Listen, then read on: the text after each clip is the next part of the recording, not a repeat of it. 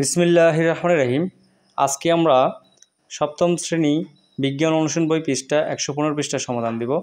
আজকে আমরা নদীর পানি কেন দূষণ হয় এবং সেটা বলবো এবং প্র্যাকটিক্যালি দেখাই দিব এবং একটি ছক পূরণ করব। চলো ছকটি পূরণ করে তারপর আমরা কি কি কারণে নদীর পানি দূষণ হয় সেটা দেখব। যেহেতু এটি সৃজনশীল ক্লাস, যারা এই ক্লাসটি সহজ করে বুঝতে পারবা, এখানে তোমরা স্থানীয় মানুষের সাথে আলাপ ও নিজের পর্যবেক্ষণের ভিত্তিতে এবার ভেবে দেখো তো এই নদী জলাশয়ের পানি দূষণের মূল কারণগুলি কি কি, এই বিষয়ের ফলে পানিতে কি কি ধরনের বস্তু আবর্জনা এসে মেশে, তো নদীতে কি কি আবর্জনা বা নদীর পানি কেন দূষণ হয় সেটা আমরা শেষে সৃজনশীল উত্তরগুলো বলে দিব। চলো আমরা ছকটি আগে পূরণ করে নিই। তো প্রথম যে সারিটা হচ্ছে পানি দূষণের কারণ। পানি দূষণের কারণ হচ্ছে কলকারখানা, বর্জ্য জমি জমা ও নদ নদীতে মিশে যাওয়া। কলকারখানার বর্জ্য তোমাদের মনে রাখতে হবে, কলকারখানার বর্জ্য কিন্তু খুবই স্বাস্থ্যের জন্য ঝুঁকি এবং কি নদীর পানি দূষণ করে, পরিবেশ দূষণ করে। তো রাসায়নিক পদার্থ, রং মিশ্রিত পানি। এরপর দেখো এর কোথা থেকে পাওয়া যায়, বিভিন্ন কলকারখানা থেকে পাওয়া যায় বা এটা উৎপাদন হয়। এখন চলো নিষেধটা পূরণ করে নিই। ড্রেনের দুর্গন্ধ, পানি সরাসরি নদীতে চলে যাওয়া। তো নদীর এখানে শহরের যে ড্রেনগুলো আছে এগুলোতে কেন দুর্গন্ধ পানি থাকে, সেটা হচ্ছে যে পচনশীল খাদ্যদ্রব্য এবং বিভিন্ন আবর্জনাও থাকতে পারে। এখানে বিভিন্ন আবর্জনা তুমি এখানে আরেকটি যোগ করতে পারো, শহরের বাসাবাড়ি, রেস্টুরেন্ট থেকে।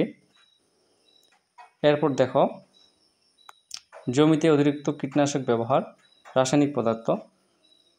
এটা হচ্ছে ক্ষতির দিক এবং এটা হচ্ছে পদার্থের ধরন, অর্থাৎ রাসায়নিক পদার্থ। এটা হচ্ছে উৎপাদন করে কারখানা থেকে। এখন চলো আমরা এখন বিস্তারিত দেখে নিই যে কেন নদীর পানি দূষণ হতে পারে বা হয়। ফসলের জমিতে অতিরিক্ত কীটনাশক ব্যবহার করলে এই কীটনাশক পানির সাথে নদীতে মিশে নদীর পানি দূষণ হয়, তো এবং মাছও মারা যায়। তাহলে আমরা অতিরিক্ত কীটনাশক ব্যবহার থেকে বিরত থাকব, কারণ অতিরিক্ত কীটনাশক ব্যবহার করার কারণে নদীর পানি দূষিত হয়। জমির পানি যখন বৃষ্টি হয় তখন জমির পানি নদীতে যায়।